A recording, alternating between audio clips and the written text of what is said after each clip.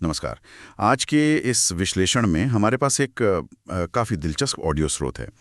ये स्रोत भगवान शिव की महिमा, उनके शक्तिशाली पंचाक्षर मंत्र और उससे जुड़े कुछ विस्तृत अनुष्ठानों पर केंद्रित हैं, खासकर अग्नि कार्य मतलब अग्नि पूजन और भस्म के महत्व पर। जी। स्रोत बताता है कि कैसे पूरी श्रद्धा से अगर पंचाक्षर मंत्र जैसे ओम नमः शिवाय का जाप किया जाए और शिव पूजा हो तो मतलब बड़े से बड़े पापों से भी मुक्ति मिल सकती है और व्यक्ति शिवलोक तक पहुंच सकता है। हाँ। और दिलचस्प बात यह है कि इसमें मानव जीवन का असली मतलब शिव आराधना में ही बताया गया है। और सिर्फ मोक्ष ही नहीं, बल्कि दुनियावी सुख भी, जैसे सुंदर घर, धन धान्य और साथ ही त्याग, दया, वीरता जैसे गुण, ये सब शिव पूजा का ही फल कहे गए हैं। बिल्कुल। ये जीवन की नश्वरता की भी याद दिलाता है ना, कि भाई बुढ़ापा या मृत्यु आए उससे पहले ही शिव भक्ति कर लो। हाँ, और यहाँ जो बात मुझे खास लगी वो ये कि भक्ति को सिर्फ आध्यात्मिक मुक्ति का जरिया नहीं माना गया है, बल्कि दुनियावी तरक्की और अच्छे गुणों को पाने का भी रास्ता बताया है। अच्छा। ये जीवन को देखने का एक पूरा नजरिया है। मतलब जहाँ आपका कर्म यानी पूजा पाठ और उसका नतीजा यानी फल वो एक दूसरे से जुड़े हुए हैं। समझ गया। तो मतलब भक्ति से सांसारिक और आध्यात्मिक दोनों तरह के लाभ। जी। पर इस स्रोत में जी। एक और बहुत विस्तृत हिस्सा है अग्नि कार्य का, है ना? हाँ, उसमें कुंड या वेदी बनाने के बड़े सटीक नियम दिए हैं। बिल्कुल दिए हैं, और वो नियम काफी दिलचस्प है। जैसे कुंड का आकार क्या हो, 1 हाथ का या 2 हाथ का, हाँ। गोल हो या चौकोर हो, उसमें 3 सीढ़ियां जिन्हें मेखला कहते हैं वो हो, और एक खास हिस्सा जिसे योनि कहा गया है वो पीपल के पत्ते जैसा या हाथी के होठ जैसा हो।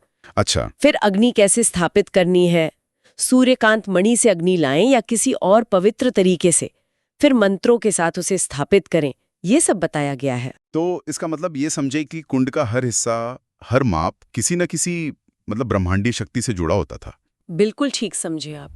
हाँ, ये सारे नियम, कुंड का आकार, वो योनि का स्थान, अग्नि लाने का तरीका, ये सब प्रतीकात्मक हैं।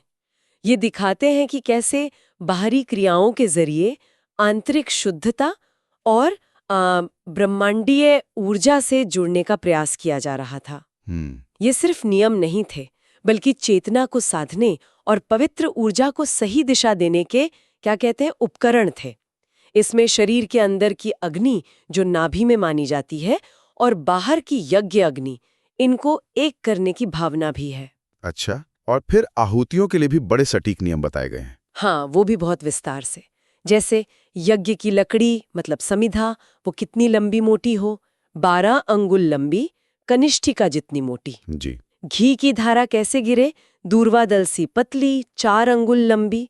यहाँ तक कि अन्न के ग्रास का वजन भी तय है, 16 माशे। 16 माशे। और वो अग्नि की 7 जिह्वाओं वाली बात भी अनोखी है। हाँ, वो तो बहुत ही गहरा विषय है। अग्नि की 7 जिह्वाएं या लपटें, हिरण्या, कनका, रक्ता, ऐसी 7 जिह्वाएं बताई हैं, और हर एक के लिए खास बीज मंत्र के साथ आहुति देने को कहा गया है। तो हर जीवा का अलग मतलब हुआ? बिल्कुल। अग्नि की ये 7 जिह्वाएं उसके अलग अलग रूपों और शक्तियों का प्रतीक हैं। हर जिह्वा के लिए अलग आहुति देना ये दिखाता है कि ये अनुष्ठान सिर्फ एक काम नहीं था, ये तो जैसे ब्रह्मांड की अलग अलग शक्तियों से बात करने या जुड़ने का एक तरीका था। शिव शास्त्र में तो अग्निदेव के एक खास रूप का ध्यान करने को भी कहा गया है, जिसके 3 पैर, 7 हाथ, 4 सींग, 2 सिर, जटाएं और सिर पर चांद हो। बाप रे, काफी विस्तृत वर्णन है। हाँ, ये अग्नि की दिव्यता और जटिलता को दर्शाता है। सोचिए कितना ध्यान और समर्पण लगता होगा इन सब नियमों का पालन करने में। सही बात है। अच्छा, अग्नि कार्य के बाद उसी पवित्र अग्नि से जुड़ी भस्म का भी जिक्र है, उसका क्या महत्व बताया गया है? सही कहा, भस्म का भी अपना एक खास महत्व है। स्रोत कहता है कि शिवाग्नि या यज्ञ की भस्म बहुत पवित्र होती है। और सबसे अच्छी भस्म कौन सी? कपिला गाय के गोबर से बनी हुई, वो भी ऐसा गोबर जिसे जमीन पर गिरने से पहले ही हवा में सुखा लिया गया हो। अरे वाह, ये तो बहुत विशिष्ट है ना? फिर उसे शिवाग्नि में पकाकर एकदम सफेद भस्म तैयार करके किसी धातु या सुंदर बर्तन में रखकर पवित्र जगह पर सहेजा जाता है। और इसे लगाने का भी कोई खास तरीका या समय बताया गया है? हाँ, इसे अपवित्रता से बचाना होता है और सही समय पर ही माथे पर लगाना होता है। सही समय मतलब? खासकर ये कहा गया है कि शिव पूजा के विसर्जन से ठीक पहले इसे इकट्ठा कर लेना चाहिए। विसर्जन से पहले? क्यों? क्योंकि भस्म अपने आप में पवित्रता, वैराग्य और नश्वरता का प्रतीक है ना? मतलब सब कुछ जल जाने के बाद बचा अंतिम सार। ये हमें याद दिलाता है कि भौतिक शरीर तो नश्वर है, असली तत्व आत्मा है। अच्छा। और विसर्जन से पहले भस्म को इकट्ठा करने का मतलब है कि उसे शिव की उपस्थिति का पवित्र अवशेष माना जाता है। स्रोत के अनुसार विसर्जन के बाद उस भस्म पर चंड नाम के गण का अधिकार हो जाता है, इसलिए भक्त के लिए वो फिर ग्राह्य नहीं रहती। समझ गया। अच्छा, आखिर में स्रोत रोज की दिनचर्या के बारे में भी कुछ कहता है ना? हाँ, वो भी है।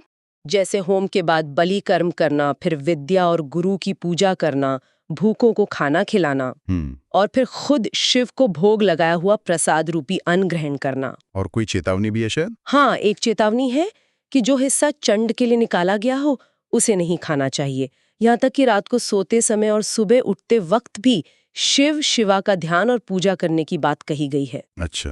ये दिखाता है कि भक्ति सिर्फ पूजा पाठ तक ही सीमित नहीं थी, बल्कि पूरे जीवन में हर पल में शामिल थी।